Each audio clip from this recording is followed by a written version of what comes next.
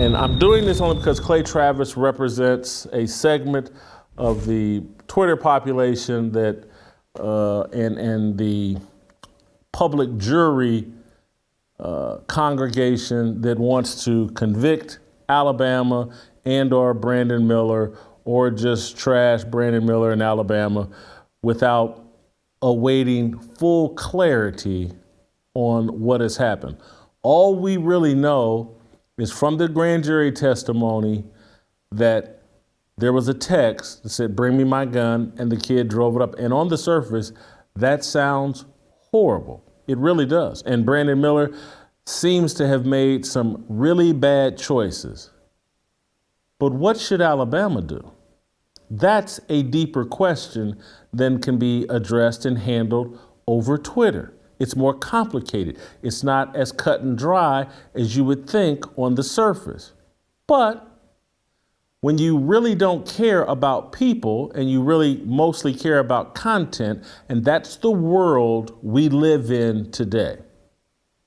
I'm not trying to single Clay Travis out, but the world we live in today, everybody over social media cares far more about content than human beings.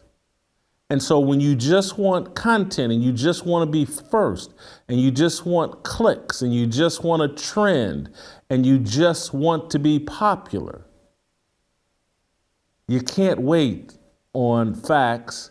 You have to find a villain and you have to vilify someone as quickly as possible. That's the world we have created that most human beings are living in. There was a time, people like me that are my age, and then people that older than me, and then people that are dead, remember a more contemplative society and culture.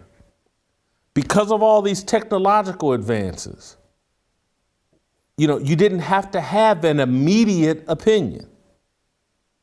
Back before Twitter and social media and the internet, there used to be time to reflect. As a newspaper journalist, because of deadlines and a printing press and the news cycle, you would have time to actually think and consult and do some searching and digging before going, here's the bad guy, this is the good guy, let's vilify this person.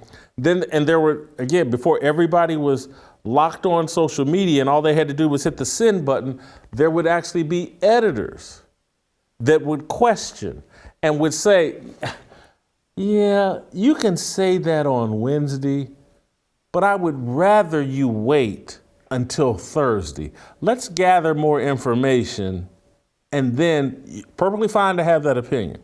But let's gather more information and then come with that opinion on Thursday or Friday. Or you know what? That might even wait until Monday. And maybe by Monday, you won't want to fire off that opinion. I am not trying to single out Clay Travis. Clay Travis has singled himself out by rushing to be front and center and first on this and with the strongest opinion. Here's what Clay Travis has tweeted. Alabama has had some proud moments as an athletic program, allowing Brandon Miller to continue to be on scholarship and represent the university after facilitating the murder of an innocent mother is the most indefensible thing I've seen an SEC school do in athletics in my life. Whoa.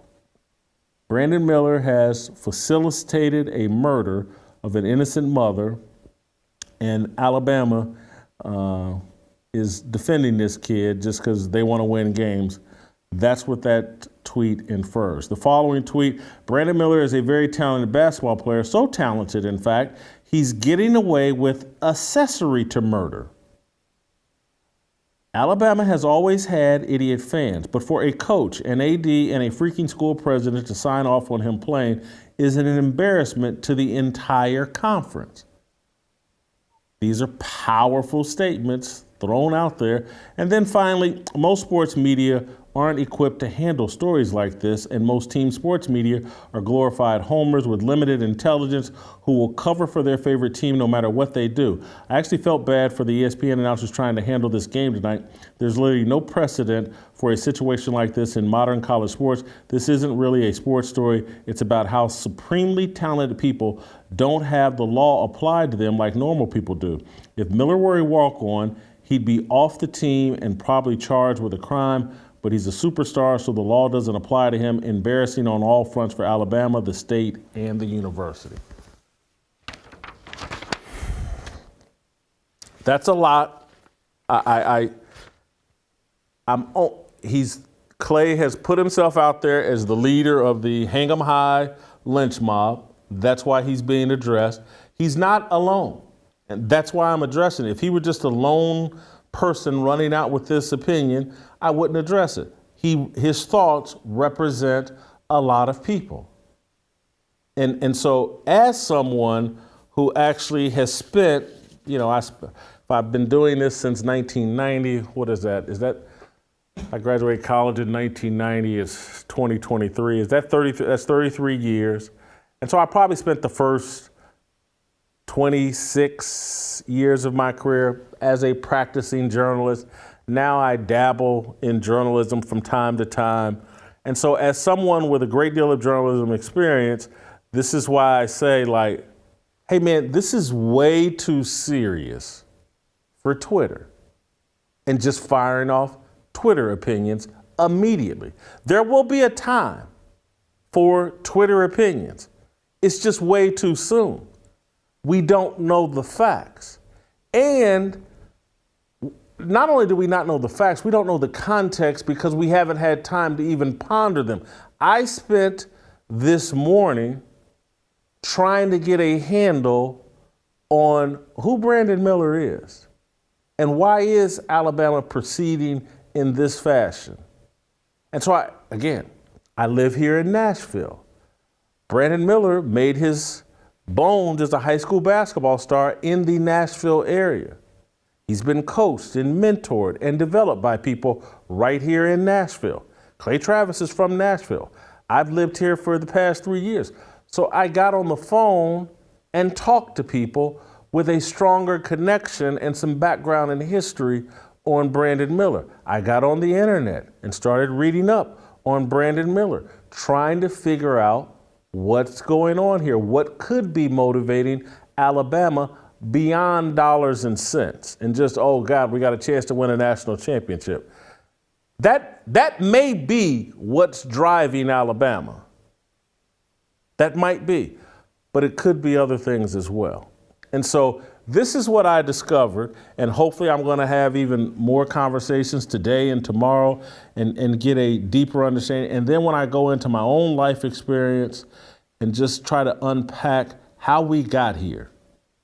How is the star basketball player at Alabama, a role player on Alabama's basketball team, Darius Miles, and there's another kid, I believe his last name's either Bradley or Baden. I can't, there's another kid that was at the scene that's on the Alabama basketball team. And I'm just, how did that happen? College kids, Tuscaloosa, involved in a shootout or at the scene of a shootout on a college campus? How?